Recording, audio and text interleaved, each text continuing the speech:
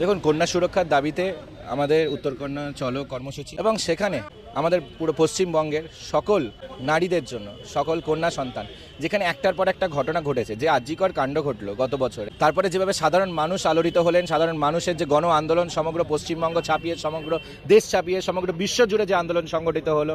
তারপরেও কি করে তৃণমূলের নেতারা, তৃণমূলের ছাত্র নেতা, সে ছাত্রও নয়, সে ইলিগালি এমপ্লয়েড একজন তৃণমূল নেতা, সে গিয়ে কসবা ল কলেজের মধ্যে একজন পড়ুয়াকে গিয়ে ধর্ষণ করছে। কলেজ ক্যাম্পাসের মধ্যে যে অন্যায় চলল, এখানে বোঝা যাচ্ছে যেভাবে অন্যায়টা সংগঠিত হচ্ছে, এবং এটা রাজ্যের যে প্রশ্রয় বোঝা যাচ্ছে। কারণ হাঁসখালি কাণ্ড যখন ঘটেছে, সেখানেও আমরা দেখেছি যেখানে যিনি নির্যাতিতা, যিনি মৃতা, তার চরিত্রের ওপর প্রশ্ন তুলেছেন স্বয়ং রাজ্যের মুখ্যমন্ত্রী মমতা বন্দ্যোপাধ্যায়। তিনি প্রশাসনিক প্রধান, তিনি যদি এরকম করেন, তিনি যদি ধর্ষকদেরকে ডিফেন্ড করতে যান, তাহলে এখানে ধর্ষকরা তারা অনেক প্রশ্রয় পাচ্ছে, এবং তার জন্য কিন্তু এই কসবা ল কলেজ ঘটেছে। আরজিকর কাণ্ডেও আমরা দেখেছি, তাই হাঁসখালির পর আবার গিয়ে আরজিকর ঘটছে, আরজিকরের পর কসবা ল কলেজ ঘটছে, এবং এই যে সাইকেল, এই যে একটা ভিশিয়াস সাইকেল, এই যে অন্যায়ের যে একটা সাইকেল, সেটা ইমিডিয়েটলি স্টপ করতে পারে, তার সম্ভব এই তৃণমূল কংগ্রেসের মতন যারা ধর্ষণ প্রশ্রয়কারী সরকার, তাদেরকে পশ্চিমবঙ্গ থেকে উৎখাত করে তবেই এটা সম্ভব হবে, তবেই নারীদের আমরা সুরক্ষা দিতে পারবো।